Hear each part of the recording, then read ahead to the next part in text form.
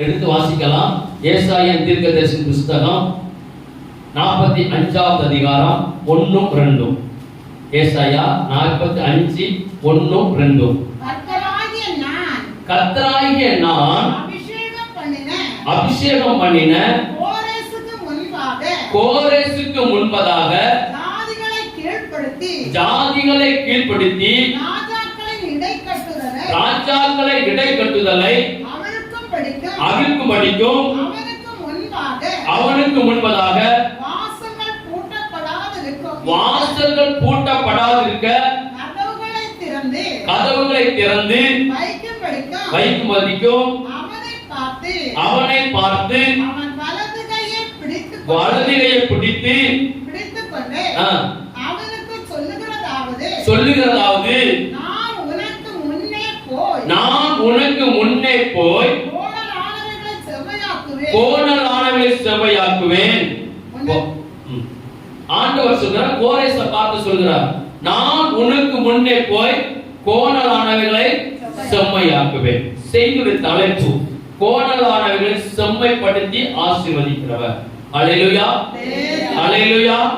கோணலானவர்களை செம்மைப்படுத்தி ஆசீர்வதிக்கிறவர். நான் உனக்கு முன்னே போய் நான் கோணலை முதல்ல நினைச்சுவேன் செம்மையாக்கு. கோணல்னா என்ன? அவர் அதுக்கு முன்பதாக ஒரு வசனத்தை வாசிக்கலாம். யாத்ரா புத்தகம் 23வது அதிகாரம் 20வது வசனம். 23:20. வழியில் உன்னை காக்கிறதற்கும் நான் ஆயத்தம் பண்ணின ஸ்தானத்திற்கு உன்னை கொண்டு போய் சேர்க்கிறதற்கும் இதோ நான் உனக்கு ஒரு தூதனை உனக்கு முன்னே அனுப்புகிறேன். கர்த்தர் சொல்கிறார், முதல்ல நான் முன்னே போய் உனக்கு என்ன செய்வேன்? கோணலானவர்களை செம்மையாக்குவேன். இப்ப சொல்கிறார், என் தூதனை நான் உனக்கு அனுப்புவேன். அல்லேலூயா. அப்ப நம்ம போய் கொண்டிருக்கிற பாதை எப்படி இருக்குது?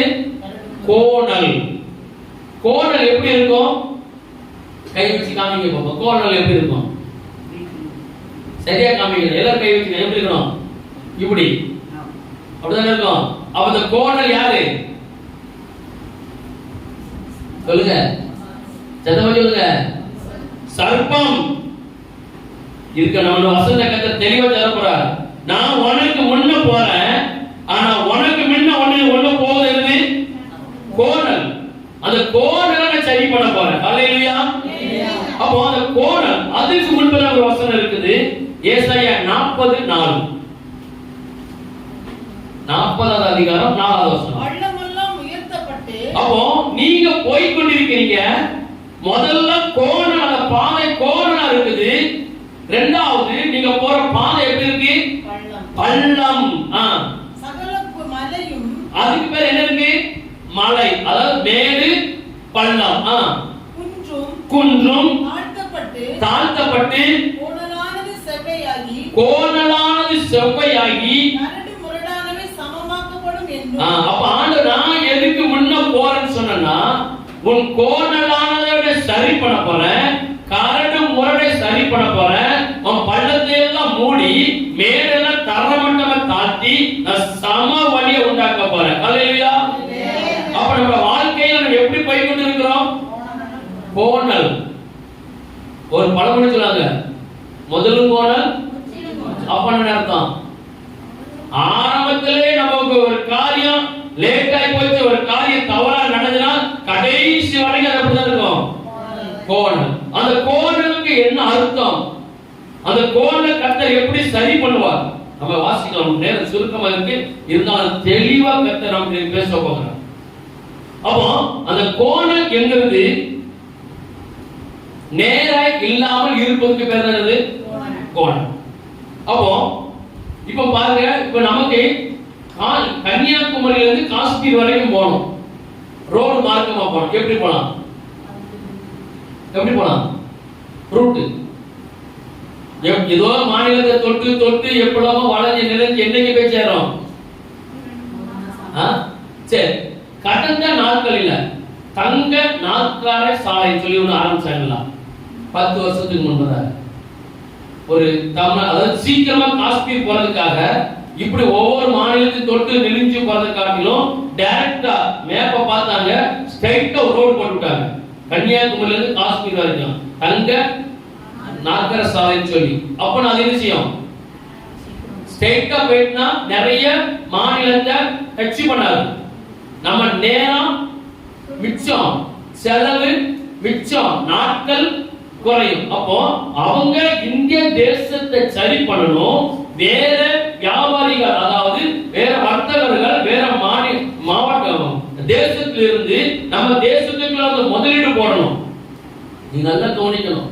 இன்னைக்கு நம்ம வேற தேசத்திலிருந்து நம்ம தேசத்துக்குள்ள முதலீடு போற வந்தாங்கன்னா முதல்ல அவங்க கேட்கறது உங்க ரோட சரி பண்ணுங்க. எதை சரி பண்ணணும்? ரோடு. ஏன்னா அவங்க வர்த்தகம் பண்ணும் போது சீக்கிரமாய் சரியான ரோட்ல போனா சீக்கிரமா என்ன செய்யலாம், போயிடலாம். ரெண்டாவது ஏர்போர்ட். அவங்க ஏர்போர்ட் எதுல இருக்கு, எது வாசல், அடுத்தால துறைமுகம் எப்படி இருக்கு. சும்மா ஒண்ணும் தேசத்துல என்ன செய்ய மாட்டாங்க, முதலீடு போட வர மாட்டாங்க. அவங்க எல்லாம் ஆராய்ச்சி அதுக்கு பிறகுதான் இப்போ எல்லாமே நம்ம பைபாஸ் சொல்லி ரோடு எல்லாம் எதுக்கு போடுறாங்க, எதுக்கு? வர்த்தகத்துக்கு, நமக்கு இல்ல. அதை நம்ம பயன்படுத்திக்கிறோம். ஆனா அவங்க கிட்ட நோக்கம் என்னது, வர்த்தகம் துரிதமாய் ஒரு இடத்துல இருந்து ஒரு இடத்துக்கு பொருட்களை கொண்டு போறதுக்கும் ஏற்ற நேரங்களை கொண்டு சேர்க்கிறதுக்கும் அவங்க போற திட்டம். நம்ம நாட்டுல மட்டுமல்ல, உலக நாடு முழுவதும் பொருளாதார வளர்ச்சி அடையணும்னா இதை சரி பண்ணணும். அப்போ இன்னைக்கு நமக்கு கர்த்தருடைய பிள்ளைகளுக்கு பொருளாதாரத்துல வளரணும், நம்ம நல்ல ஒரு ஆசீர்வாதம் வேணும்னா நம்ம போற மார்க்கம் எப்படி இருக்கு, வழி கோணல், கரடு முரடு, பள்ளம் மேடு, வேற இருக்கு குன்று மலை சவுதி சாக்கடை எல்லாம். நேற்று கூட நான் பார்த்தேன், நீங்க பாத்தீங்கன்னு தெரியல. ஒரு வெளி மாநிலத்துக்காரன் நீங்க போன்ல மேப்பை பார்த்துட்டு வந்து நேரம் குளத்துக்குள்ள போயிட்டான். மேப்பை நம்பாதீங்க, கர்த்தர் நமக்கு யார் இருக்கிறார், நானே வழியும் நீங்க நேற்று பார்த்துருக்கணும். அவரு மேப்பை பார்த்து என்ன வண்டி ஓட்டாரே தெரியாது, சரி குளத்தாங்க வரலமா தெரியாம போச்சு. சரி ரோட்ல வந்தாலும் ரோட்ல வந்து இதுக்கு முன்னாடி அன்னைக்கு ஒரு போன மாசம் ஒரு சம்பவம் வந்துச்சு. அப்ப அவங்க மேப்பை பார்த்துட்டு இது நமக்கு என்னது, கோணல் முடிஞ்சது, வண்டி நேரம் குளத்துக்கு காப்பாத்துங்க. இதே போல நம்ம வண்டி கவுந்துடக்கூடாது. இன்னைக்கு அநேகருடைய வண்டி இன்னைக்கு கோணலாய் இறங்கி கீழே தூக்கி வைக்க ஆள் இல்ல. இன்னைக்கு நம்ம டிரைவிங் வண்டி சரி கிடையாது. இன்னைக்கு நம்ம வண்டி கோணல் தாறுமாறு கட்டுப்பாட்டில் வந்து போயிட்டு இருக்கு. அதுக்கு பின்னாடி யாரு இருக்கா, அதுதான் கர்த்தர் நீங்க சரி பண்ண போறார்.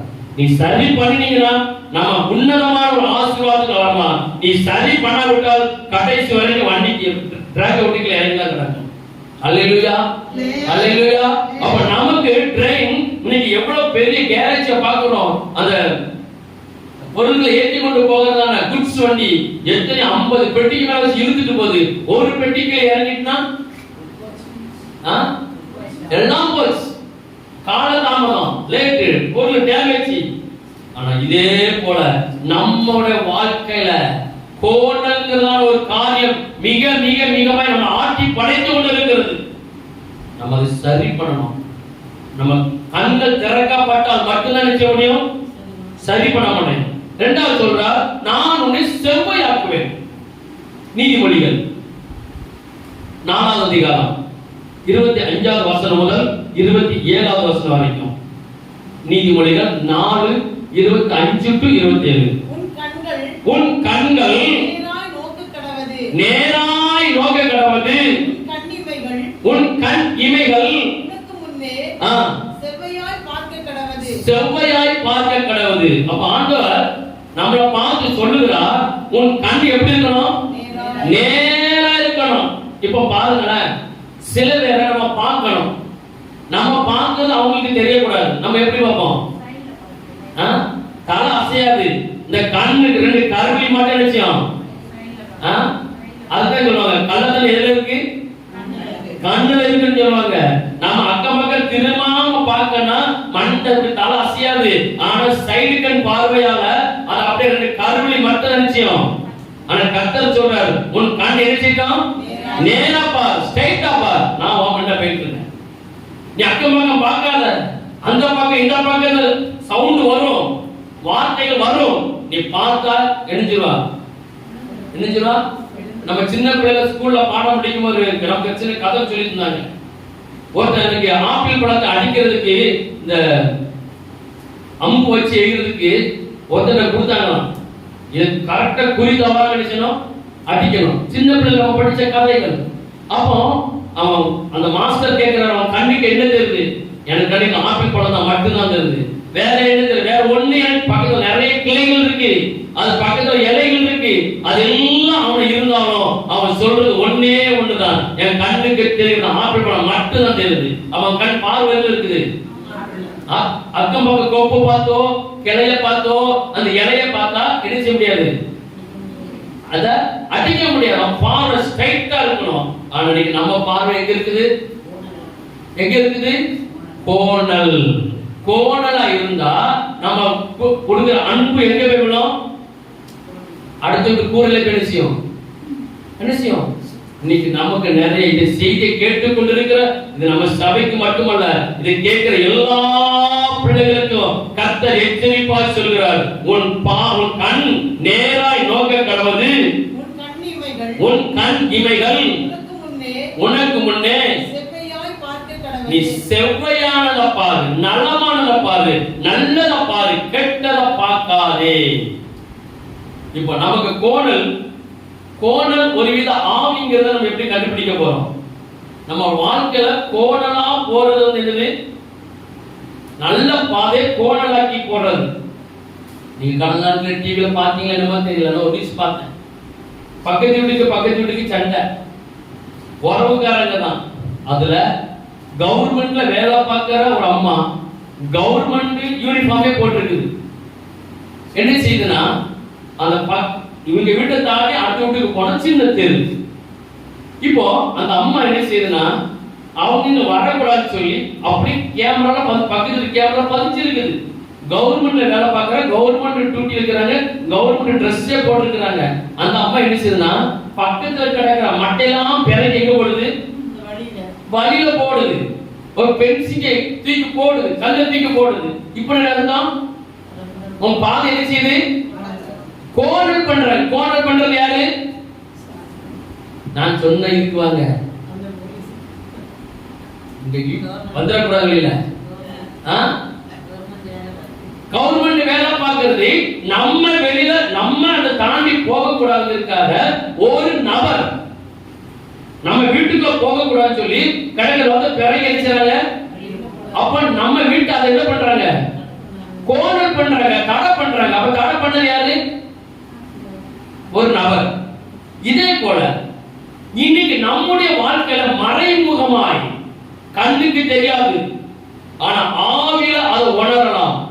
இன்னைக்கு வரைக்கும் நிறைய பேர் உணர்வு இல்லாமல் இருக்கிறார்கள். எடுத்து வாசிங்க ஏசாயா தீர்க்கதரிசன புத்தகம் 27வது அதிகாரம் 1வது வசனம். அக்காலத்திலே லிவியாதான் என்னும் ஒரு நீண்ட பாம்பை கோணலான சர்ப்பத்தையே கடிதும் பெரிதும் பலத்ததுமான தமது பட்டயத்தால் தண்டிப்பார். அப்ப கோணல் என்கிறது லிவியாதான்ங்கிறத நீண்ட பாம்பு. ஆவிக்குரிய சத்தியத்தின்படி நடக்கிற பிள்ளைகளுக்கு நீங்க செம்மையா இருக்கிறீங்க. அந்த கோணல் உண்டாக்குறது யாரு? ஒரு சத்துரு. நம்புறீங்களா? இத நான் ஏற்றுக்கொள்ள சொல்றேன். அல்லேலூயா சொல்லுங்க பாப்போம். அல்லேலூயா. சத்தியத்தை அறியுங்க, சத்தியம் உங்களை விடுதலையாக்கும். அப்ப நம்முடைய பாதைய கோணல் பண்ணுது, நம்முடைய பாதைய அடைக்குது. நம்ம ஃப்ரீயா போக முடியல. அப்போ ஒரு ஆவி மறைமுகமாய் கர்த்தர் சொல்கிறார், இது கோணலான அதுக்கு பேரவது லிவியாதான், பொல்லாத ஒரு ஆவி. அந்த ஆவியை குறித்து நம்ம வாசிப்போமா? அதுக்கு என்ன பலன் இருக்குன்னு பார்த்தீங்கன்னா உங்களுக்கு அதிசயமா இருக்கும். ஆனா கொஞ்சம் டைம் எடுக்கும். நிறுத்தி நிதானமா வேகமா வாசிக்கணும். நான் சொல்ற வசனத்தை மட்டும்தான் வாசிக்கணும். நம்ம டைம் சுருக்கமா இருக்கு. 41வது அதிகாரம். நம்ம சொல்றத மட்டும் நீங்க வாசிங்க, நமக்கு ஈஸியா புரியும். யோபு 41:1. லிபியாதானை 1:2. லிபியாதானை தூண்டலினால் பிடிக்க கூடுமோ? கர்த்தர் கேக்குறார், யோபுட்ட கேக்குறார், லிபியாதானே அந்த நீண்ட பாம்பை நீ தூண்டினால் பிடிக்க கூடுமோ? அதன் நாக்கை நீ விடுவிக்க அதன் நாக்கை நீ விடுகிற கயிற்றினாலே பிடிக்க கூடுமோ? நீ நாக்கை கட்ட முடியுமான்னு கேக்குறாரு. லிபியாதாங்கிற ஆவி அது நம்ம வாழ்க்கையே அவ்வளவு கோணலாக்கி போயிட்டு இருக்கு. யோபு பார்த்து கேக்குறார், அதன் நாக்கை நீ நினைச்ச முடியுமா? கயிற்றினால் கட்ட முடியுமோ? அதன் மூக்கை நார் கயிறு போட்டு நீ கட்டிடுவியோ? 7வது வசனம் 7:10. நீ அது அடுத்த வாங்க. முதல்ல கேக்குறாரு, நீ அதை தூண்டில் போட்டு பிடிக்க முடியுமா? உன்னையால உன் நாம கயிறு போட்டு அவன் நாம கயிறு போட்டு கட்ட முடியுமோ? இப்ப கேக்குறார், நீ அதன் தோலை அநேக அம்புகளினாலும் அதன் தலையை வளையங்களினாலும் எரிவாயோ? அதான் சொல்ற, நீ எவ்வளவு அன்பு விட்டு எய்தாலும் அந்த லிபியாத்தான்கிறதான அந்த கோணலான வலு சர்ப்பத்துக்கு அது செய்யாது. அவ்வளவு கடினமான ஒரு தோல். உங்களுக்கு முன்ன போய் கொண்டிருக்கிற சத்து எவ்வளவு வலிமை உள்ளவன்னு நீங்க பார்க்கணும். அதன் மேல் உன் கையை போடு. நீ சண்டை போட மாதிரி நினைத்துக்கொள். நீ துணிய மாட்டாய். அந்த ஆவி கிட்ட உன்னால நிக்க முடியாது. அப்படிப்பட்ட சர்ப்பம். 11 34 வரைக்கும் வேகமா. தனக்கு பதில் கொடுக்கும்படி முந்தி எனக்கு கொடுத்தவன் யார்? வானத்தின் கீழ் உள்ளவைகள் எல்லாம் என்னுடையவைகள். அதன் அங்கங்களும் அதன் வீரியமும் அதன் உடல் இசைவின் நேர்த்தியும் இன்னதென்று நான் சொல்லாமல் மறைக்க மாட்டேன். நான் சொல்றேன், நான் முதல்ல லேசா கேள்வி கேட்டேன் அந்த கோலனான ஒரு சர்ப்பத்தை பத்தி. இப்ப நான் உனக்கு தெளிவா விலைக்கு தரேன். யோபே நீ கேளு. இன்னைக்கு நமக்கு சொல்ற நம்ம வாழ்க்கை பாதையில ஏதோ நமக்கே தெரியல, ஏன்டா ஒரு காரியம் நடக்கல, எதை செஞ்சாலும் ஒரு தோல்வி, என்ன செஞ்சாலும் எனக்கு நடக்கல, எனக்கு ஒரு வெற்றியே இல்ல, நான் கடனமான வாழ்க்கைக்குள்ள ஓடிக்கொண்டு இருக்கிறேன், என்னன்னு எனக்கே ஒன்றும் புரியல சொல்லி நம்ம மைண்ட் அரஸ்டோட உட்கார்ந்துருப்போம். கர்த்தர் சொல்கிறார், உனக்கு முன்ன போய் கொண்டிருக்கிற அந்த லிபியாத்தான்கிற பொல்லாத ஆவியை அது எப்படி பட்டது சொல்லி தரேன். 2வது, அதை நான் என்ன செய்ய போகிறேன், நீ உட்பட்டு உடன்பட்டு நடமையானால் அந்த லிபியாத்தான் ஆவியை ஒரே நொடி போல கர்த்தர் மாற்ற முடியும். ஹல்லேலூயா, ஹல்லேலூயா. இப்ப கர்த்தர் சொல்றார், யோபை பார்த்து சொல்றார், நான் அதை குறித்து உனக்கு தெளிவா சொல்லி தரேன். வாசிங்க. அதன் மூடி இருக்கிற அதன் போர்வையை இழக்கக்கூடியவன் யார்? போர்வை தோல். அந்த தோலை உன்னால உரிக்க முடியுமா? அந்த சர்ப்பத்தை பிடிக்க முடியுமா? தோலை உரிக்க முடியுமா? அதன் 2 தாடைகளின் நடுவே கடிவாளம் போடத்தக்கவன். நீ மாட்டுக்கு மூக்கணங்கையில் போடுற மாதிரி அதை பிடிச்சு நீ உடனே நினைச்ச முடியுமா? இல்ல குதிரைக்கு கடிவாளம் போடுற மாதிரி நீ அதை பிடிச்சு கடிவாளம் போட முடியுமா? அதன் முகத்தை கதவை திறக்கக்கூடியவன் யார்? அதன் முகத்தின் கதவை திறக்கக்கூடியவன் யார்? சுற்றிலும் இருக்கிற அதன் பற்கள் பயங்கரமானவைகள். பல்லு எப்படி இருக்கான்? அப்ப நமக்கு முன்ன ஒரு ஆளு போயிட்டு இருக்கு வாழ்க்கை பாதையில. அவன் பல்லு எப்படி இருக்கு? பயங்கரமா இருக்கு. முத்திரை பதிப்பை போல அழுத்தம் கொண்டு அடர்த்தியா இருக்கிற பரிசுகளின் அரவணைப்பு மகா சிறப்பா இருக்கிறது. அவைகள் நடுவே காற்றும் புகமாட்டாத நெருக்கமாய் அவைகள் ஒன்றோடொன்று இணைக்கப்பட்டிருக்கிறது. அவைகள் ஒன்றோடொன்று ஓடாடிக்கொண்டு இணைப்பிரியாமல் பிடித்துக் கொண்டிருக்கிறது. அது தும்முகையில் ஒளி வீசும். எப்படி அந்த லிபியாத்தான்கிறதான அந்த சர்ப்பம் போகும்போது தும்மும்போது என்ன வருது? ஒளி. எப்படி அது பிரத்யேகம் உண்டாக்கப்பட்டது? அதன் கண்கள் அருணோதயத்தின் புருவங்களைப் போல் இருக்கிறது. அப்படின்னு அர்த்தம். சூரியன் காலையில அப்படியே கடலுக்குள்ள நம்ம பார்க்கமே, அப்படியே கீழே அப்படியே வரும்போது எப்படி இருக்குமா? அருமையா இருக்குது. காலை நேரத்துல அப்படியே சூரியன் வருகிற மாதிரி இருக்குமா? கண்கள் அவ்வளவு பிரைட்னஸ். அதன் வாயிலிருந்து எரிகிற பந்தங்கள் புறப்பட்டு அக்கினி பொறிகள் பறக்கும். அது வாயில என்ன இருக்கா? எரிகிற பந்தங்கள். எரிகிற பந்தங்கள், தீவட்டி மாதிரி வாயில அக்கினி இருக்குதான். கொதிக்கிற சட்டியிலும் கொப்பரையிலும் இருந்து புறப்படுகிறது போல அதன் நாசியிலிருந்து புகை புறப்படும். எப்படி? பொரிக்கிற சட்டியில கொப்பரையில எப்படி புகை வரும் சொல்லுங்க? வீட்டுல சமைக்கிறவங்க சொல்லுங்க. நீங்க எண்ணெய ஊத்திட்டு முன்னாடி பக்கம் போறப்ப சட்டி எரிஞ்சிடும், கரிஞ்சி எப்படி ஒரு புகை கரும்புகை எப்படி வருமோ, உங்க வீட்டுல நீங்க கொஞ்சம் கவனக்குறைவா இருக்கும் போது எப்படி சட்டி கரிஞ்சு புகை வருமோ, அதே போல நாசில நிச்சயமா புகை வருமா? சுவாசம் கரிகளை கொளுத்தும். கரிகளை கொளுத்தும். கரிகளை கொளுத்தும் என்ன அர்த்தம்? தீ பிடிக்கும். அதன் வாயிலிருந்து ஜுவாலை புறப்படும். அக்னி ஜுவாலை புறப்படும். அதன் கழுத்திலே வெள்ளம் குடிக்கொண்டிருக்கும். அது கழுத்துல முழு கவனம் இருக்கு. அத கத்த சொல்றாரு, சர்ப்பத்து தலையை நடிச்சிட்டான். அப்ப எதுல மிதிச்சிருக்காரு? கழுத்துல ஒரு மிதி, அதோட முடிஞ்சான் கதை. இப்ப அவன் இருக்கிறது என்னது? வான் மட்டும்தான் நீ பாடப்படுது. இதையும் கத்த சீக்கிரம் மாற்றுவார். நான் வேகமா நமக்கு இதுக்கு நீங்க 34 வரைக்கும் வாசித்து பாருங்க. அந்த வலு சர்ப்பத்துக்கு லிவியாத்தான அந்த கோணலான ஆவிக்கு அது எவ்வளவு பலம் இருக்குது நமக்கு என்ன செய்ய முடியல, அத பத்தி தெரியல. சொல்லி கொடுத்தா ஏற்றுக்கொள்ள நீங்க ஆட்கள் இல்லை. அதை தெளிவுபடுத்தினா இது பொய். சொல்லி கொடுக்கிறவங்களுக்கு வேற ஒரு ஆவி நினைச்சிட்டு அட்டாக் பண்ணிட்டு அவருக்கு சரி கிடையாது. இப்ப அவருக்கு நல்ல ஆவி இல்லைன்னு சொல்றாங்க. ஆனா அப்படி இல்ல. நம்முடைய வாழ்க்கையில கோணலான பாதைய ஒண்ணு போட்டுக்கிட்டே போகுது, அதுக்கு பின்னாடி நம்ம போய்கிட்டே இருப்போமானால் நம்ம வாழ்க்கை எப்படி இருக்கும்? கோணல் கோணல் அப்படியே போய்கிட்டே இருக்கும். இப்போ அந்த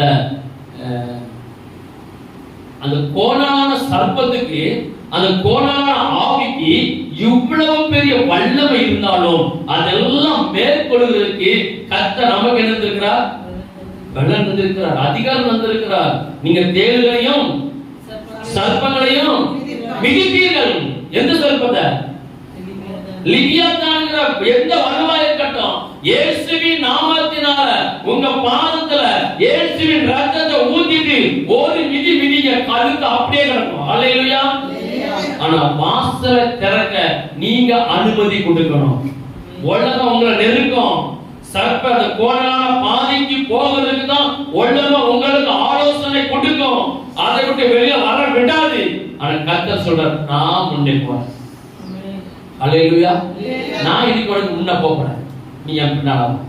என் தூதன் உனக்கு அனுப்பி இருக்கிறேன். அன்னைக்கு யுத்தம் பண்ணி கொண்டு இருக்கும் போது தூதர்கள் மிக தூதன் ஆகாயத்துல அந்த வலு சர்ப்பத்தோடு அவன் யுத்தம் பண்ணி நிற்கும் போது நிக்க முடியாம மின்னலை போல அவன் கீழே விழுந்தான் சொல்லப்பட்டிருக்கு. அல்லேலூயா. அந்த தூதன் எங்க வருவாரு? அந்த தூதன் எங்க வருவாரு? இந்த கோணலை சரி பண்ணணும்னா நமக்கு தேவ பலன். இப்போ நம்ம 2 நபரை குறித்து பார்க்க போறோம். கோணலான பாதையில சென்ற ஒரு நபர், செம்மையான பாதையில சென்ற ஒரு நபர். இந்த 2ஐயும் வச்சுட்டு நம்ம எப்படி இருக்க போறோம்? முதல்ல கோணலான பாதையில சென்ற ஒரு பெரிய ஒரு நல்ல நபரை குறித்து பார்க்கலாம். அவர் இந்த கோணல சர்ப்பத்தினால எப்படி மாற்றி இருந்தார், அவருக்கு என்ன கடைசி முடிவு என்னங்கிறத நம்ம பார்க்கலாம். எடுத்து வாசிக்கலாம். 2 நாளாகமம். முதல்ல இதுவரைக்கும் பார்த்தது சர்ப்பத்தை குறித்தும் கோணல பாதை குறித்தும். இப்போ ஒரு நபரை குறித்து பார்க்க போறோம். 2 நாளாகமம் 12வது அதிகாரம் 13 14. அப்படியே ராஜாவாகிய ரெகொபெயாம் எருசலேமிலே தன்னை திடப்படுத்திக் கொண்டு அரசாண்டான். ரெகொபெயாம் ராஜாவாகிற போது 41 வயதாய் இருந்து விளங்கும்படி இஸ்ரவேல் கோத்திரங்கள் எல்லாம் தெரிந்து கொண்ட நகரமாகிய எருசலேமிலே 17 வருஷம் இந்த தேசத்தை ராஜ்யபாரம் பண்ணினான். அம்மோன் ஜாதியான அவனுடைய தாயின் பேர் நாமாள். அவன் கர்த்தரை தேடுகிறதற்கு அவன் இருதயத்தை நேராக்காமல் போதும். இப்ப ரெகொபெயாம் என்ன செய்றானா? முக்கியமான வசனம் 14வது வசனம். அவன் கர்த்தரை தேடுகிறதுக்கு இருதயத்தை அப்ப அவன் இருதயம் எப்படி இருக்கு? கோணல். அவன் யாரு? அவன் யாருடைய பையன்? சாலமோன் ராஜாவோட பையன். சாலமோன் ராஜா கர்த்தரால் தெரிந்து கொள்ளப்பட்ட ஒரு ராஜா, கர்த்தரால் கொடுக்கப்பட்ட ஞானத்தை உடையவர், கர்த்தரால் கொடுக்கப்பட்ட ஆசீர்வாதத்தை வாங்கி அரசாட்சி பண்ணவர், அநேக பேர பிள்ளை குட்டிகளை கண்டவர், செல்வ சீமானா இருந்து தேசத்தை ஆண்ட பிறகு பையன் கையில போதும். அவன் பையன் எப்படி இருக்கிறார்னா, தேவனை தேடுகிறதுக்கு அவருடைய இருதயம் நேராக இல்லை. நம்ம இருதயம் எப்படி இருக்கணும்? செம்மைனா ஸ்டேட் நேரா இருக்கணும். ஆனா அவன் இருதயம் என்ன செய்யல? கோணல். அப்ப அந்த கோணல் வரும்போது அந்த கோணலுக்குள்ள யார் வாரா? நல்லா கவனிக்கணும். அந்த கோணலுக்கு வரும்போது அந்த கோணலை உண்டாக்குறதுக்கு யார் வாரா? ஒரு சத்துரு. அந்த சத்துரு யாரு? லிபியாத்தான். அவன் பவர் என்ன? அவன் அதிகாரம் என்ன? அவன் உடல் என்னன்னு தெளிவா பார்த்தோம். இப்படிப்பட்ட சில ஆவிகள் யாருக்குள்ள போயிட்டு? ரெகொபெயாமுக்குள்ள போயிட்டு. நல்லதான் இருந்தாரு, ஆனா இப்ப எப்படி ஆகிட்டாரு? கோணல். கர்த்தரை தேடுகிறதுக்கு அவர் இருதயத்தில் சில நேராக்கவில்லை. 2 நாளாகமம் 10வது அதிகாரம் 6 to 8. அப்பொழுது ராஜாவாகிய ரெகொபெயாம் சாலமோன் உயிரோடு இருக்கையில் அவன் சமூகத்தில் நின்ற ஆலோசனை பண்ணி இந்த ஜனங்களுக்கு மறு உத்தரவு கொடுக்க நீங்கள் என்ன ஆலோசனை சொல்லுகிறீர்கள் என்று கேட்டான். அதற்கு அவர்கள் நீர் இந்த ஜனங்களுக்கு தயவையும் பட்சத்தையும் காண்பித்து அவர்களுக்கு நல்வார்த்தைகளை சொல்வீரானால் என்றென்றைக்கும் அவர்கள் உமக்கு ஊழியக்காரராய் இருப்பார்கள் என்றார்கள். முதியோர் சொன்ன ஆலோசனையை அவர் தள்ளிவிட்டு தன்னோட வளர்ந்தவர்களும் தன் சமூகத்தில் நிற்கிறவர்களும் ஆகிய வாலிபர்களுடைய ஆலோசனை பண்ணி அவர்களை நோக்கி, உம்முடைய தகப்பன் எங்கள் மேல் வைத்த நுகத்தை லகுவாக்கும் என்று என்னிடத்தில் சொன்ன இந்த ஜனங்களுக்கு மறு உத்தரவு கொடுக்க நீங்கள் என்ன ஆலோசனை சொல்லுகிறீர்கள் என்று கேட்டான். அவனோட வளர்ந்த வாலிபர் அவரை நோக்கி, உம்முடைய தகப்பன் 8 வரைக்கும். அப்போ முதல்ல நல்லா போய்கொண்டு இருந்த அந்த ரெகொபெயாமுக்குள்ள ஒரு ஆவி, ஒரு விசேஷித்த ஒரு ஆவி தாக்குனதால அவன் கர்த்தருடைய இருதயத்துக்கு நேராக இருக்கல திரும்பவில்லை. இன்னைக்கும் நம்ம நல்லா போய்கொண்டு இருக்கிறோம், பல தடவை கர்த்தருடைய வார்த்தையை கேட்டுக்கொண்டு இருக்கிறோம், பல தடவை வேதத்தை நல்லா அறிந்து இருக்கிறோம். ஆனாலும் இப்போ நமக்கு நேராய் போக முடியவில்லை. அவர் தார்மாரா அப்போ அங்க பின்னால் ஏற்கிறது யாரு? சத்துரு. இப்ப நம்முடைய வாழ்க்கையில நம்ம நல்லா போய்கொண்டுதான் இருக்கிறோம். இப்போ ட்ராக் மாறி, பாதை அப்படியே கரடு முரடாய் போய்கொண்டு இருக்கிறது. யான் கேட்டீங்கன்னா நமக்கும் தேவனுக்கு சரியான உறவு இல்லைங்கிறார். அல்லேலூயா. இரண்டாவது அவர் சொல்றார், இதே ரெகொபெயாம் இரண்டாவது ஒரு காரியத்தை சொல்றார். முதியோர்கள் சொன்ன ஆலோசனை அடிச்சல கேட்கல. காரணம், அவன் போற பாதை சரியில்லை, அவன் வச்சுக்க பிரின்சிபல் சரியில்லை, அவன் வச்சுக்க நண்பர்கள் சரியில்லை. அப்போ முதியோர்கள் சொன்ன வார்த்தையை அடிச்சல. அவன் முதியோர்கள் யார்? அவன் ஆட்சி செய்த நாட்களில நல்ல தீர்க்கதரிசிகள் இருந்தாங்க, நல்ல கவுன்சிலர், அதாவது மந்திரி சபை. அவன் இருக்கிற மந்திரி சபையில் இருக்கிற ஆட்கள் பேச்சை செய்யல கேட்கல. தீர்க்கதரிசிகளோட பேச்சையும் கேட்கல. நல்ல தேவ ஊழியர்கள் இருந்தார்கள், அவங்க பேச்சையும் கேட்கவில்லை. அவங்களுக்கு சொல்றதுக்கு அவன் செவி சாய்க்கவில்லை. காரணம், அவன் பாதை என்பது கோணல். அவன் கோணலாய் போகும்போது நமக்கு நல்ல ஆலோசனைகள் இருக்கும்போது ஏற்றுக்கொள்ள மனசு வராது. நல்ல தீர்க்கதரிசிகள் இருக்கிற உனக்கு நீ அத நீங்க நிறைய பேர் எதை நம்புறாங்க? தீர்க்க தரிசனத்துக்காக ஓடுறாங்க. கர்த்தர் எனக்கு ஏதாவது பேசுவாரா, கர்த்தர் எனக்கு ஏதாவது சொல்லுவாரா? சரி, இப்ப தீர்க்க தரிசி சொல்லியாச்சு ஒரு வார்த்தை. உங்க வீட்டுல என்ன இருக்கு? உங்க வீட்டுல என்ன இருக்கு? பாரோட கஷ்டோட போறோம். ரெண்டு தீர்க்க தரிசிகள் இருக்காங்க, பொய் சொல்றவங்க இருக்கிறாங்க, உண்மையாகவே கர்த்தர் வெளிப்படுத்தி கொடுக்கிற தீர்க்க தரிசிகளும் இருக்கிறாங்க. இப்போ உண்மையாகவே கர்த்தர் தீர்க்க தரிசனம் சொன்னான்னு வச்சுக்கோங்க, நல்லா கவனிக்கணும். உண்மையாகவே கர்த்தர் நமக்கு ஒரு தீர்க்க தரிசனம் சொல்றாருன்னா உன்னை ஆசீர்வதிப்பேன்னு சொல்ல மாட்டார், உன்னை மேன்மையாக வைப்பேன்னு சொல்ல மாட்டார். நாம எதுல தப்பி இருக்கிறோமோ, எதுல ட்ராக் மாறி இருக்கிறோமோ, எதுல நம்ம அப்படியே மாறோமோ அதை தான் நமக்கு என்ன செய்வார்? தீர்க்க தரிசிகள் மூலம் என்ன செய்வார்? வெளிப்படுத்துவார். கடந்த நாட்களில எங்க கேஜா நம்ம சபையில எங்க அம்மாவுக்கு சொன்ன தீர்க்க தரிசனம், ஒருத்தர் ரோட்ல போயிட்டு இருக்கும் போது இங்க ஆராதனை நடக்குன்னு சொல்லி மாடியில ஏறி வந்திருக்காங்க. அவர் என்ன செஞ்சிருக்கிறாருன்னா, நான் ஒருத்தர் கொலை செய்ய வேண்டும் என்று சொல்லி இடுப்புல கத்திய வச்சுட்டு போயிருக்கிறார். இடுப்புல கத்திய வச்சுட்டு போயிருக்கும் போது இவர் ஏதோ ஜெபம் நடக்குன்னு சொல்லும் போது அவர் மேல ஏறி பின்னால கடைசியில் இருந்திருக்கிறார். இங்க இருந்து ஆறாவது நடந்து கொண்டிருக்கும் போது எங்க அம்மா சொன்ன ஒரே ஒரு தீர்க்க தரிசனம், ஒரு சகோதரன் பின்னால இடுப்புல கத்திய வச்சுட்டு ஒரு ஆளை கொலை பண்றதுக்கு நீ வந்து உட்கார்ந்து இருக்கிறாய், இப்ப மனம் திரும்ப கர்த்தரை ஆசீர்வதிப்பார். இது என்னது? இது என்னது? இதான் தீர்க்க தரிசனம். அவன் கைகள் ஆடி போச்சு.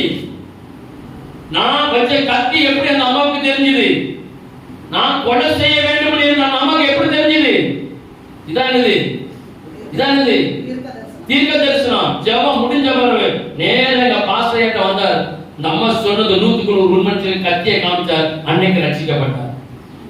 ஹல்லேலூயா. இது என்னது? இது என்னது? இதான் தீர்க்க தரிசனம். இன்னைக்கு நம்ம தீர்க்க தரிசனம் எதுக்கு ஓடுறோம்? எதுக்கு ஓடுறோம்? இல்ல, தீர்க்க தரிசனங்கிறது நம்மளை கண்டித்து உணர்த்தணும், நம்ம கரடுமுரடான பாதையை சரி பண்ணணும், நமக்குள்ளாத எல்லாவற்றையும் தூக்கி நிலை நிறுத்துகிறது தான். இப்ப தாவீது ராஜா என்ன செஞ்சாரு? உப்பிரிக்கையில என்ன செய்யாரு? உலாவிக் கொண்டிருந்த தாவீது ராஜா, நீ உலாவிக் கொண்டிருக்கிறீர், அங்க ஒரு பெண்ணை பார்க்கிறீர், அந்த பெண்ணு நல்ல பெண்ணு தான், உமக்கு இனிமையா இருக்கு, நீ அதை சேர்த்துக் கொள்ளுன்னு சொல்ல இந்த தீர்க்கதரிசி அனுப்பிவிட்டாரு. என்ன செஞ்சாரு? இப்ப இருக்க தீர்க்கதரிசிகள் என்ன சொல்லுவாங்க? இப்ப இருக்க தீர்க்கதரிசி இப்போ பாருங்க, ஒரு பையனும் ஒரு பெண்ணும் ஃப்ரெண்ட்ஷிப்பா பழகுறாங்க. இப்போ பழக்கம் எப்படி ஆயிட்டு? ரொம்ப கொஞ்சம் நல்லா கவனிங்க, கொஞ்சம் எப்படி ஆயிட்டு? நெருக்கம் ஆயிட்டு. இப்ப மேரேஜ் பண்ணணும். வீட்டுல யாரு? பெற்றோர்கள் எதிர்ப்பு, சம்மதிக்கல. இப்ப பாஸ்டர் எங்க வர்றாங்க, இல்ல பாஸ்டர் மட்டும் வர்றாங்க. அந்த பாஸ்டர் எப்படி சொல்வார்? ஆண்டவரே, நீர் இந்த பிள்ளையை முன்னமே இந்த பையனுக்கு காண்பித்ததுக்காய் சொல்லுங்க. இன்னைக்கு இந்த ஜெபம் இருக்கு, இந்த பிள்ளையும் பையனையும் முன்னபடியே தாயின் தகப்பனை கைவிட்டாலும் நீர் சேர்த்து கொண்டதுக்காக இவங்க. இது என்ன ஜெபம்? இது என்ன ஜெபம்? எல்லாரும் ஒரு மாதிரி இருக்கீங்களா? இது என்ன ஜெபம்? இது தீர்க்க தரிசனமா? இல்ல, நீ இது அடிமை போகிறான்னு அர்த்தம். தாயின் தகப்பனை கைவிடாதபடி கர்த்தரை சேர்த்து கொண்டான்னு சொல்லி அந்த பிள்ளைகளுக்கு ஜெபம் பண்ணி அனுப்பி வைக்கிறது என்னது? தவறு. இதான் கள்ள தீர்க்க தரிசனங்கள். இதை கடைசி காலம் இப்படிதான் இருக்கும். கண்டித்து உணர்த்தணும். நீ செய்த தப்பு மறவாதியா உங்க அம்மா அப்பா சொல்றது என்ன செய்? கேட்கறத கேளு. இனி நீங்க நினைச்சக்கூடாது, வரக்கூடாது. இதான் சரியா. இப்படி போயிட்டு இருக்கும் போது அந்த ரெகொபெயா அங்க இருக்கிற தேவ ஊழியர் பேச்சை கேட்கல, அவங்க இருக்கிற மந்திரி சபை பேச்சை கேட்கல, ஒரு நல்ல தீர்க்கதரிசியோட பேச்சை கேட்கல. இன்னொரு சம்பவம் ஞாபகம் வருது. அதே சபையில அதே எங்க அம்மா தான் ஒருத்தனை குடிச்சிட்டு மருந்து குடிச்சு சாவதுக்காக மருந்து பாட்டல இடுப்புகளை வாங்கி வச்சுட்டு வந்திருக்கிறாரு ஆலயத்துக்கு ஆராதனைக்கு. ஆராதனை முடிஞ்ச போய் என்ன செய்யணும்? குடிச்சிட்டு சாகணும். எங்க அம்மா இப்படி இந்த ஒரு ஷிஃப்ட் நடக்கிற நேரத்துல இப்ப நமக்கு பாட்டுக்கு பேர் நடக்கல, இதே மாதிரி பயங்கரமா மணிக்கணக்கா ஓடும். இதே மாதிரி காணாது. இது இந்த டைம்ல நமக்கு காண மாட்டேங்குது. மணிக்கணக்கு எங்க ஐயா சொல்றாரு, கடிகாரத்தை மாத்தி போடணும் பாரு. கடிகாரமே மாத்தி போடணும். கடிகாரத்தை யாரும் பார்க்க கூடாது. வாட்ச் அவங்க கீழே வைக்கணும். 50 நேரம் நினைச்சக்கூடாது. வாட்ச வாங்க உனக்கு தேவனுக்கு தொடரும். இப்படி இருக்கிற நேரத்துல எங்க அம்மா சொன்ன ஒரே ஒரு தீர்க்க தரிசனம் தான். இப்போ ஒரு சகோதரன் இடுப்புல மருந்து குடிச்சு சாவதுக்காக அவர் மருந்து பாக்க வச்சுட்டு ஆராதனைக்கு வந்திருக்கிறார். நீ இப்ப எலும்புன்னு சொல்றாங்க. அவர் எலும்பவே இல்லை. எனக்கு நல்லா ஞாபகம் இருக்குது. நீ எலும்புனா எலும்பு. அவர் எலும்பவே இல்லை. அவர் சொல்லிட்டார், நீ எலும்புனா எலும்பிதான் ஆகணும்னு சொல்லி கண்டித்து உணர்த்தும் போது அந்த சகோதரர் தாங்க முடியாம அழகுக்கு எழுப்பிட்டாரு. அந்த மருந்து பாட்டு நான் தான் வச்சிருக்கேன். நீங்க அவர் பெரிய ஒரு ஊழியக்காரர். அல்லேலூயா. இது என்னது? இதான் தீர்க்க தரிசனம். நீ ஆசீர்வாதமா இருப்பாய், நீ மாளிகை கட்டுவாய், நீ பங்களா கட்டுவாய், நீ சுகபோகமா வாழ்வாய், நீ எந்த வழி கெட்டு போனாலும் பரவாயில்ல, கர்த்தர் ஆசீர்வதிப்பாங்க. தீர்க்க தரிசனத்தை தேடி ஓடாதே. தீர்க்க தரிசனத்தை தருகிற எங்க இருக்கிறார்? நமக்குள்ள இருக்கிறார். அல்லேலூயா. ஸ்தோத்திரம். அடுத்த ஒரு காரியம் நமக்கு நேரம் சுத்தமா 2 நாளாகுமா 10ஆம் அதிகாரம் 13, 14. ராஜாவாகிய ரெகொபெயாம் முதியோர் ஆலோசனையை தள்ளிவிட்டு அவர்களுக்கு கடினமான உத்தரவு கொடுத்தார். அடுத்தவ கடினமான உத்தரவு கொடுக்கிறார். முதல்ல நெஞ்சாரு. முதல்ல என்ன பார்த்தோம்? ஆலோசனையை தள்ளிவிட்டான். அதுக்கு மேல அவன் தேவனை தேடுவதற்கு அவன் இருதய நேரம் இல்ல, அவன் இருதய கோணலாயிற்று. இரண்டாவது அவன் முதியோரோட ஆலோசனை தள்ளிவிட்டான். மூணாவது கடினமான உத்தரவு கொடுத்தான். வாசிங்க. வாலிபருடைய ஆலோசனையின்படியே அவர்களோட பேசி என் தகப்பன் உங்கள் நுகத்தை பாரமாக்கினார். நான் அதை பாரமாக்குவேன். என் தகப்பன் உங்களை சவுக்குகளினாலே. எப்படி சொல்றாரு? எங்க அப்பா சாலமோன் நினைச்சாரு, நீ தப்பு செஞ்சா நான் உன்னை சவுக்குனால அடிச்சாரு. இப்ப நான் நினைச்சேன் அவன் பையன், நான் உங்களை தேர பிடிச்சி உங்களை நினைச்சுவேன், கொட்ட விடுவேன். இருந்தது எப்படி இருக்கு? கட்டினம். காரணம் அவரோட வாழ்க்கை எங்க போயிட்டு போனல். நம்முடைய வாழ்க்கை எப்படி போச்சுன்னு எல்லாம் வரும். தேவனை தேட வராது. எல்லாம் பிசாசு கொடுக்கிற ஆலோசனை. 4வது 2 நாளாகுமா 11ஆம் அதிகாரம் 14, 15.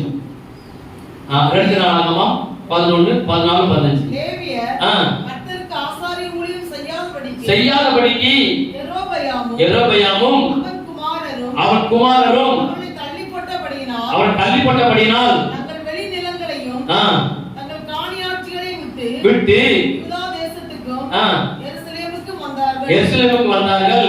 அவர்கள் மேடைகளுக்கென்றும் பேய்களுக்கென்றும் கன்றுக்குட்டிகளுக்கென்றும் ஆசாரியர்களை ஏற்படுத்தினான். அடுத்தது ஆசாரியர்களை எங்க வந்துட்டான்? தேவனை விட்டு வழி விலகி தேவனுக்கு இருந்த ஊழியக்காரர்களை அப்புறப்படுத்திட்டு இப்ப யாருக்கு பலி செலுத்த வரான்? கன்றுக்குட்டிகளுக்கும் மேடையில் இருக்கிற அந்த வசனத்தை வாசிக்க வேண்டும். பேய்களுக்கென்றும் அவன் கன்றுக்குட்டி எதுக்கு உண்டாக்கியிருக்கான்? பேய்களுக்கு, விக்கிரகங்களுக்கு, செத்து போன ஆவிகளுக்கு, அந்த காலத்து ரோகாதிபதிகளுக்கு அவன் பலிபீடத்தை கட்டி அதுக்கு ஆசாரியர்கள். அந்த ஆசாரியருக்கு பண்ணது பூஜாரி. அவன் யாரு? பூசாரி. எங்க வந்துட்டா பாருங்க. அப்போ இந்த பூசாரி வருகிறதா இருந்தா அப்ப அந்த கோணலான வரிசல்பம் எங்க வந்தது? இப்ப நான் சொல்றது புரியுதா? எங்க தொடர்பு வருது? அந்த லிதியாத்தாங்கிற நெளிஞ்ச பாம்பு இப்ப எங்க வந்துட்டு? சபைக்குள்ள அவன் பலிபீடத்தை ஆவியானவரை தூக்கி அப்புறப்படுத்திட்டு நம்ம பாடல் கேட்போமா? எனக்காய் ஜீவன் விட்டவரே என்னோடு இருக்க. நல்ல கைகள் கட்டி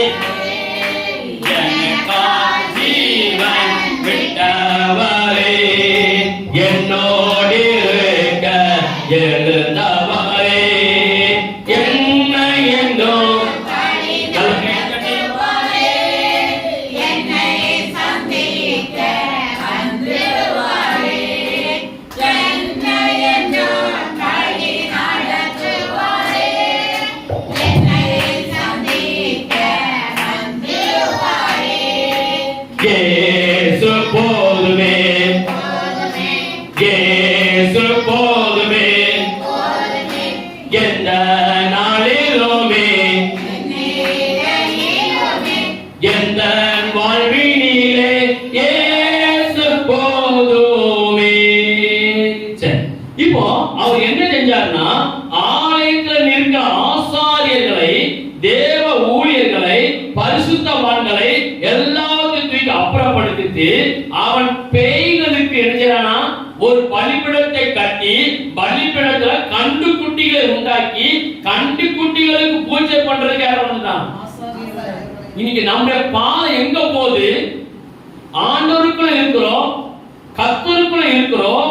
இதை கேட்டுக்கொண்டு எல்லா பிள்ளைகளுக்கும், இங்க நம்ம சபைக்கு மட்டுமல்ல, இதை கேட்டுக்கொண்டு எல்லா பிள்ளைகளுக்கும் கர்த்தர் சொல்கிற ஒரு காரியம், இன்னைக்கு நம்ம கர்த்தருக்குள்ள இருக்கிறோம், தேவனுக்கு பயந்து நடக்கிறோம். சில காரியங்கள் நமக்கு சரியா நடக்காதனால நாம எங்க போறோம்? இவங்க செஞ்ச மாதிரி கண்ணுக்குட்டியா செஞ்சோம், தேடி போகிறோம். கண்டுகுட்டிகளை தேடி போய் அதுக்கு பலி செலுத்தவும், அவன் கேட்கிறத வாங்கி கொடுத்துட்டு அதன் பின்னாக நம்ம என்ன செய்யறோம்? போய் கொண்டு இருக்கிறோம். நம்ம பாதை எங்க போயிட்டு? கோணல். நம்ம பாதை எங்க போயிட்டு? இந்த கோணலான பாதைக்கு நல்ல ஆலோசனைகள் வரும். இந்த கோணலான பாதைக்கு போகிறதுக்கு நல்ல ஆலோசனைகள் வரும். நல்ல புத்தியாய் நமக்கு அறிவுரை சொல்றது போல சொல்லுவாங்க. ஆனா நம்ம ட்ராக் மாறிட்டோம்னா அதை வெளியில வர்றது கஷ்டம். இப்ப ஐயா கடைசி வேலை பாருங்க, இப்போ என்ன செய்ய போறாரு? அப்போ அவர் என்ன செஞ்சா, ஆசார்களை நியமித்தார். அடுத்த ஒரு காரியம் 2 நாளாகமம் 12வது அதிகாரம் 1வது வசனம். ரெகொபெயாம் ராஜ்யத்தை திடப்படுத்தி பலப்படுத்தி கொண்ட பின் அவனோ அனைவரோடும் கடைசியில் என்ன ஆயிட்டான்? நியாயப்பிரமாண புஸ்தகத்தையே தூக்கி போட்டுட்டார். எங்க போயிட்டு வண்டி எங்க போச்சு? அவர் யாரு? அவர் யாரு? ஒரு ராஜா, சாலமோன் மகன்.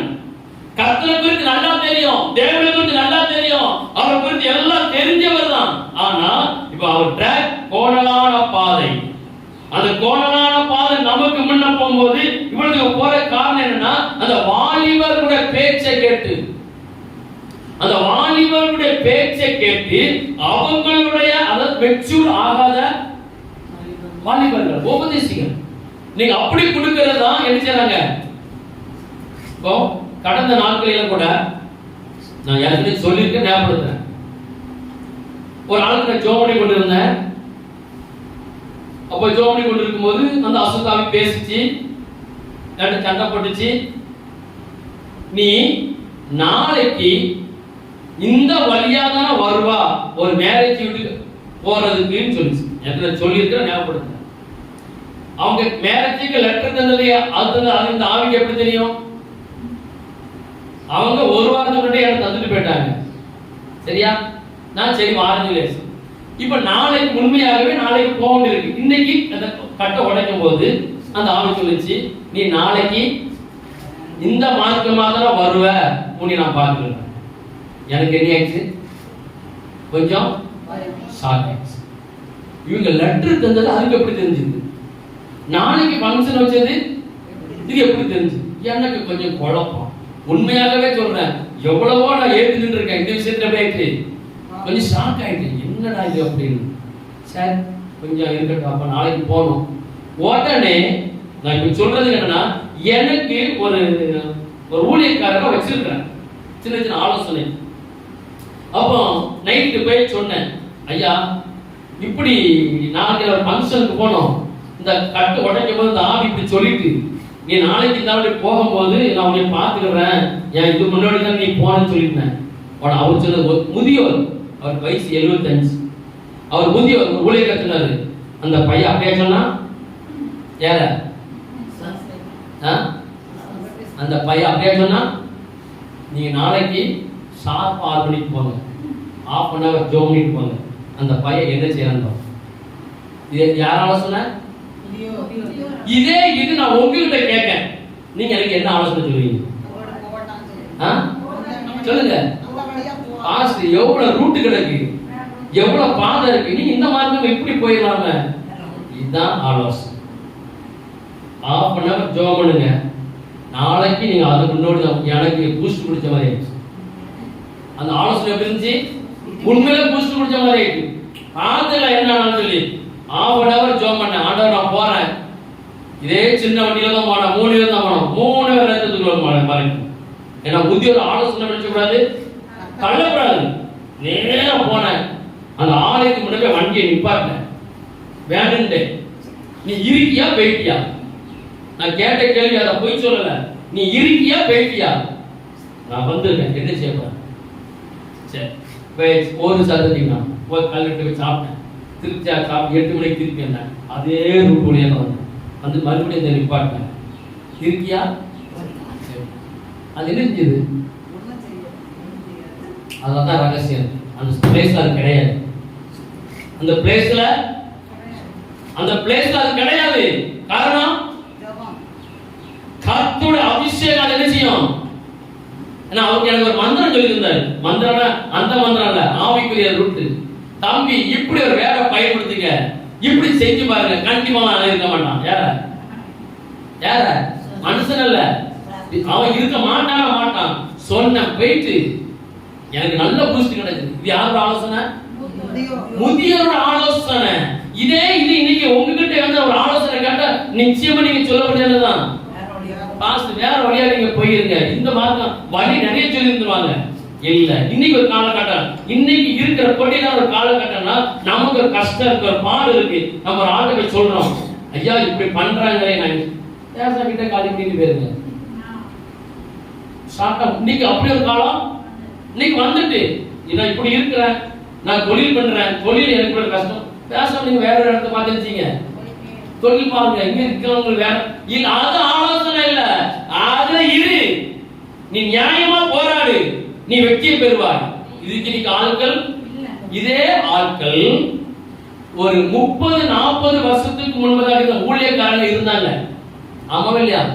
30-40 வருஷத்துக்கு முன்னாடி ஊழியக்காரங்க இப்படி ஒரு சத்தியத்தை சொல்லி கொடுத்தாங்க. இன்னைக்கு வர ஊழியக்காரங்க அப்படி சொல்ல மாட்டாங்க.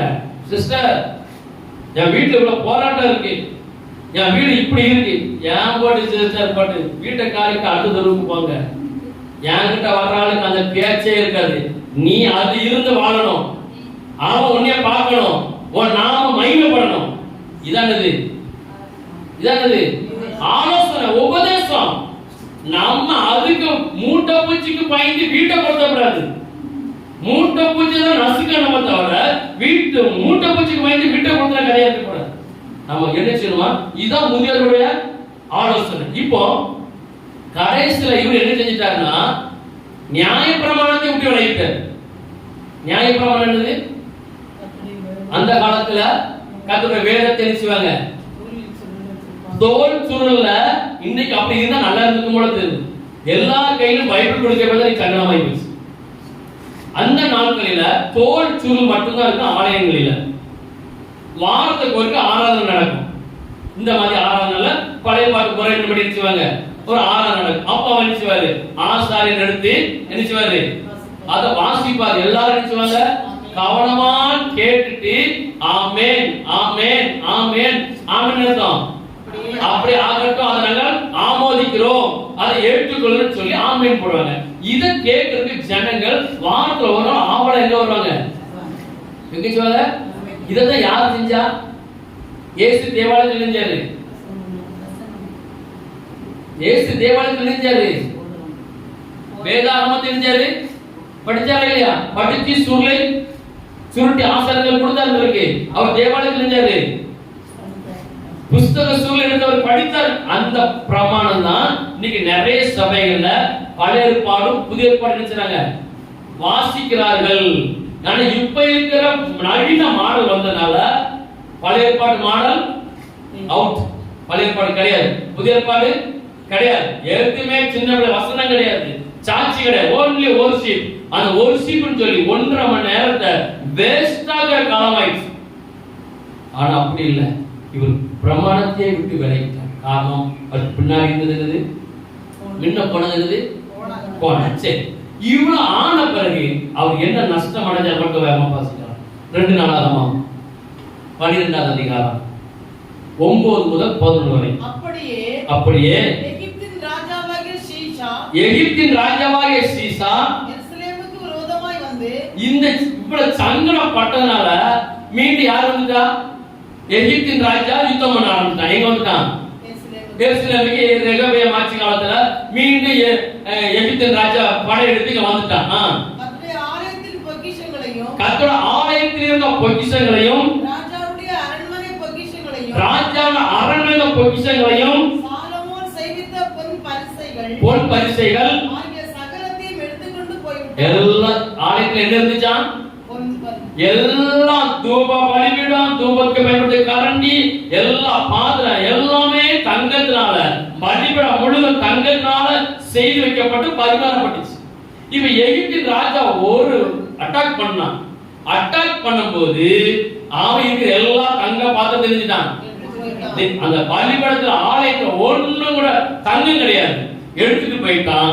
இப்ப இவர் என்ன செய்றாரு? அவைகளுக்கு பதிலாக ரெகோபயாம் வெண்கல பரிசுகளை செய்வித்து இப்ப ஆலயத்துல இருக்கு. இப்ப நம்ம ட்ராக் மாறி கோணலான பாதையில போனீங்கன்னா உங்க தங்க பாத்திரம் எப்படி ஆகும்? சொல்லுங்க, உங்க தங்க எங்க போச்சு? சொல்லுங்க சத்தமா.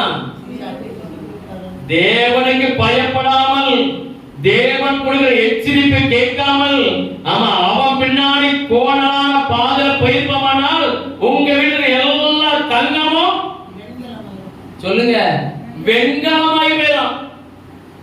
இப்ப தெரியாது, காலங்கள் போகும்போது தெரியும். ஐயோ அன்னைக்கு பாஸ்டர் சொன்னாரே, நான் என்ன செய்யல, கேட்கலையே. இப்ப தங்கமெல்லாம் அடவுல போயிட்டு, சரி அடவுல தான் போச்சு, கடைசி விற்க வேண்டியதே வந்துட்டு வித்தாச்சு. வித்த பணத்தை வட்டியாரன் கொண்டு போயிட்டான். மீதி என்ன இருக்கு? ஒண்ணு இல்ல. சரி இப்ப எனக்கு வெளியில போறது அசிங்கமா இருக்கு, ஒரு கவரிங்காட்டு வாங்கி போடுவோம். கவரிங் போட்டு நீங்க போவீங்க, ஒரு வண்டியில வரலாம், என்னமா தங்கம் போடுங்க கலந்த பிடிப்பான். ரொம்ப எச்சரிக்கை. கோணலான பாதையில போகும்போது அந்த நல்ல ஒரு ஆலயத்தில் இருந்து அவ்வளவு தங்கம் அவுட். நம்ம கோணலான பாதையில போகும்போது யுத்தத்துக்கு யார் வருவான்? அந்நியன் வருவான். எச்சரிக்கையா இருக்கணும். கர்த்தர் சொல்றார், நான் உனக்கு முன்னே போய் கோணலை சரி பண்ண போறேன். கோணல் நீ தான் காரணம். ஆனாலும் மனதுருக்கிற கர்த்தர் சொல்றார், நான் உனக்கு முன்னே பேசுறேன், நான் கோணலை சரி பண்ண போகிறேன். இரண்டாவது ஒரு நபர் இருக்கிறாங்க, செம்மையான பாதையில போனவங்க. வேகமா வந்து முடிச்சிரோமா? 2 நாளாகமம் வேகமா 2 நாளாகமம் 27வது அதிகாரம் 5வது வசனம். 27:5. அவன் அம்மோன் புத்திரருடைய ராஜாவோட யுத்தம் பண்ணி அவர்களை மேற்கொண்டான். ஆதலால் அம்மோன் புத்திரர் அவனுக்கு அந்த வருஷத்திலே 100 தாலந்து வெள்ளியையும் 2 நாளாகமம் 27:5. வாசிங்க. யோதாம் தன் வழியை தன் தேவனுக்கு முன்பாக திருப்பினான். வாசிங்க. ஆதலால் அம்மோன் புத்திரர் அவனுக்கு அந்த வருஷத்திலே 100 தாலந்து வெள்ளியையும் 10,000 கலன் கோதுமையையும் 10,000 கிலோ வாற்கோதுமையும் கொடுத்தார்கள். 2ஆம் 3ஆம் வருஷத்திலும் அம்மோன் புத்திரர் அப்படியே அவனுக்கு செலுத்தினார்கள். யோதாம் தன் வழியை தன் தேவனாகிய கர்த்தருக்கு முன்பாக நேராக்கினதினால் பலப்பட்டான். இப்ப யோதாம் எங்க போறாரு? தேவனுக்கு முன்பதாக ஸ்ட்ரைட் பாருங்க, நேரா போறார். அவன் எப்படி ஆனானா? கர்த்தருக்கு முன்பதாக பலப்பட்டான். நம்ம வந்து என்ன நடந்தா கர்த்தருக்கு முன்பதாக தான் போகணும். நம்ம நேரா போகும்போது கர்த்தர் என்ன செய்வார்? பலம். நீங்க நல்ல விசுவாசத்துல இருப்பீங்க, கர்த்தருக்கு வைராக்கியம் இருப்பீங்க. ஆனா நம்மகிட்ட ஒரு சின்ன ஆசீர்வாதம் வராது, ஒரு சின்ன தடை இருக்கும், சின்ன காரியங்கள் இருக்கும். உடனே நம்ம என்ன செஞ்சிருவோம்? அங்க போனா நல்லா இருக்குமா, இங்க போனா நல்லா இருக்குமா, அவங்க சொல்லி தர ஆலோசனை, இவங்க தர ஆலோசனை இல்ல. கர்த்தர் யோதாம் தன் வழியை கர்த்தருக்கு நேராக திருப்பினார். கர்த்தர் அவன் ஆசீர்வதித்தார். 2 ராஜாக்கள் 15வது அதிகாரம் 33 முதல் 35 வரை. வேகமா 2 ராஜாக்கள் 15வது அதிகாரம் 33 முதல் 35 வரைக்கும். அவன் ராஜாவாகிற போது ஆ. 25 வயதா இருந்து 20 வயதா இருந்து எருசலேமிலே 16 வருஷம் அரசாண்டான். 16 வருஷம் அரசாண்டான். சாதோக்கின் குமாரத்தியாகிய ஆ. அவன் தாயின் பேர் எலிசாள். ஆ. அவன் கர்த்தரின் பார்வைக்கு செம்மையானதை செய்தான். செம்மையானதை செய்தான். தன் தகப்பனாகிய உசியா செய்தபடியெல்லாம் செய்தான். அவங்க அப்பா உசியா எதெல்லாம் நல்ல வழி கற்றுக் கொடுத்தாரோ அதெல்லாம் நினைச்சான், செம்மையா செய்தான். கர்த்தர் அவனோடு இருந்தார். கர்த்தர் அவனை நினைச்சார், ஆசீர்வதித்தார். மேடைகள் மாத்திரம் அகற்றப்படவில்லை. மேடைகள் மாத்திரம் அகற்றப்படவில்லை. இன்னும் மேடைகளின் மேல் பலியிட்டு தூபம் காட்டி வந்தான். கர்த்தருடைய ஆலயத்தின் உயர்ந்த வாசலை கட்டினான். நல்ல ஆலயத்தை நல்ல உயர்ந்த வாசலை கட்டினான். யோதாமின் மற்ற வர்த்தமானங்களும் அவன் செய்தவையாவும் யூதாவுடைய ராஜாக்களின் நாளாகம புத்தகத்தில் அல்லவோ எழுதியிருக்கிறது. 2 நாளாகமம் 27வது அதிகாரம் 2வது வசனம். இதோட முடிச்சிடலாம். 2 நாளாகமம் 27வது அதிகாரம் 2வது வசனம். அவன் தன் தகப்பனாகிய உசியா செய்தபடியெல்லாம் கர்த்தரின் பார்வைக்கு செம்மையானதை செய்தான். அந்த அப்பா செஞ்ச மாதிரி செம்மையானதை செய்தான். ஆனாலும் அவனை போல கர்த்தரின் ஆலயத்துக்குள் பிரவேசித்தான். அவங்க அப்பா உசியா எல்லாம் நல்லா செஞ்சாராம். நல்லா கவனிக்கணும். அந்த உசியா ராஜா நல்லா செய்தார். ஆனா அதே போல யோதாமும் இருக்கிறாரு, செய்தார். உங்க அப்பா ஒரே சின்ன தப்பு பண்ணிட்டாரு. அந்த தப்பா நினைச்சல பண்ணல. அவருக்கு ராஜாவுக்கு என்ன வேலை? ராஜா வேலை நினைச்சணும் பார்க்கலாம். இப்ப இந்த ராஜா ஒரு ஆலயத்தை கட்டி வச்சிருக்காரு. ஆலயத்துல இந்த ஆசாரியர்கள் என்ன செய்யணுமோ அதை ஆசாரியர்கள் தான் செய்யணும். ஆனா இந்த உசியா ராஜா என்ன செஞ்சிட்டாருன்னா, ராஜாங்கிறதான ஒரு பெரிய ஒரு கெத்த காமிச்சிட்டு அந்த ஆசாரியர்கள் விளக்கிட்டு இவரு பலிபடத்துல செஞ்சாரு, பலி செலுத்த போன. நல்லா கவனிக்கணுங்க. இவர் என்ன செய்யறாரு? இவர் ராஜபாரம் பண்ண வேண்டிய ராஜபாரம் தான் பண்ணணும். ஆலயத்துல செய்ய வேண்டியதை ஆலயத்துல தான் செய்யணும். இவர் என்ன செஞ்சாருன்னா, இவர் ஆசாரியர்கள் தள்ளி விட்டு இவரு போய் பலிபடத்துல செஞ்சாரு, பலி செலுத்த போயிட்டார். கடைசியில பார்த்தார், கர்த்தரோட கோபம் அவர் மேல வந்ததுனால நெத்தியில வந்து குஷ்டம் வந்து கடலிஞ்சாரு. அவர் யாரும் விரும்புறதுக்கு இல்ல. இப்படிப்பட்ட ஒரு அவலட்சணமான காரியத்துக்கு வந்து விட்டார். ஆனா அதை செஞ்ச தப்பா கூட அவர் என்ன செய்யல, கர்த்தர் யோதாம கூட கர்த்தர் அவனை ஆசீர்வதித்தார். அப்போ நம்ம நீங்க பார்த்த 2 காரியம், 1 கோணலான பாதை, 2 செம்மையான பாதை. இப்ப நம்ம எந்த ட்ராக்ல போகணும்? கடைசி நேரத்துல வந்திருக்கோம். நம்ம ஆராய்ந்து பார்ப்போம், நம்ம நிதானித்து பார்ப்போம். நமக்குள் இருக்கிற கர்த்தர் தந்த எல்லா ஆசீர்வாதங்களிலும், நமக்கு தந்த எல்லா விதமான ஆசீர்வாதங்களும் நம்முடைய வாழ்க்கையாலும் சரி, நம்முடைய எண்ணங்களாலும் சரி, நம்ம ஜீவியமாலும் சரி, நம்முடைய எதிர்காலம் சரி, நம்ம பொருளாதாரம் சரி, நம்முடைய செயல் முறைகளும் சரி, பணம் சம்பந்தமான காரியங்களும் சரி, நம்முடைய குடும்பம் காரியங்களும் சரி, எல்லாவற்றையும் செம்மையாய் செய்யணும். எந்த ஒரு காரியத்திலும் கோணல் வரக்கூடாது. அப்படி கோணல் வருமானால் கர்த்தர் சொல்கிறார், உங்க மேல மனதுருக்கம் கர்த்தர் சொல்றார், நான் முன்னே போய் கோணல் செய்யறேன், நான் சரி பண்ணுவேன். நீ என் பக்கம் திரும்பினால் நான் உன் பக்கம் திரும்புவேன். இருக்கிற கோணலை எடுத்து போடுவோம். கர்த்தருக்கு இடம் கொடுப்போம். நம்மளால அகற்ற முடியாது. ஏன்னா அந்த கோணல் பயங்கரமான கொள்ளாத யோபுல படிச்சோம். அதை மாத்திருக்கு யாரால முடியும்? கர்த்தரால முடியும். கர்த்தருக்கு இடம் கொடுப்போம். கர்த்தர் கோணலான செம்மையாக்கி நமக்கு ஆசீர்வாதத்தை சித்தமுள்ள இருக்கிறார். அவருக்கு ஒப்பு கொடுப்போம். கர்த்தர் நம்மளை ஆசீர்வதிப்பாராக. நம்மளால் படிடுவோம். பரிசுத்த ஆவியானவரே, நம்மை துதிக்கிறோம், ஸ்தோத்திரிக்கிறோம், போற்றுகிறோம். ஆண்டவரே, கோணலானவர்களை செம்மைப்படுத்துகிற பரிசுத்த ஆவியானவர் இந்த நாளில் எங்களோடு தெளிவாய் பேசினீரப்பா. ஆண்டவரே, உங்களுக்கு ஸ்தோத்திரம். தேவபையாமை குறித்த வாழ்க்கையில பிசாசுல பூதன வாழ்க்கை கோணலாய் போயிடுச்சு. ஆனால் அவர் யோதாவை குறித்து பார்க்கும்போது அது ஆசீர்வாதமாய் கர்த்தர் வழியை அவன் தேவனுக்கு நேராக திருப்பினா நாங்கள் பார்க்கிறோம். அதே போல எங்களோட வாழ்க்கையில கர்த்தர் நீர் கோணலானவர்களை செம்மைப்படுத்தி எங்களை ஆசீர்வதிக்கிற தேவனாய் இருக்கிறேன். எப்பேற்பட்ட கோணலையும் நீ சரிப்படுகிற ஒரே ஒரு தேவன் நீர் ஆண்டவரை எங்களை சரிப்படுத்திட்டாங்க. எங்கள் குற்றங்கள் குறைகளால் மன்னித்து எங்களை ஆசீர்வதிக்கும்படியாக செபிக்கிறேன். தொடர்ந்து எங்களோடு இருக்கட்டும். இயேசுவின் நாமத்தில் செபிக்கிறேன் நல்ல பிதாவே. ஆமென்.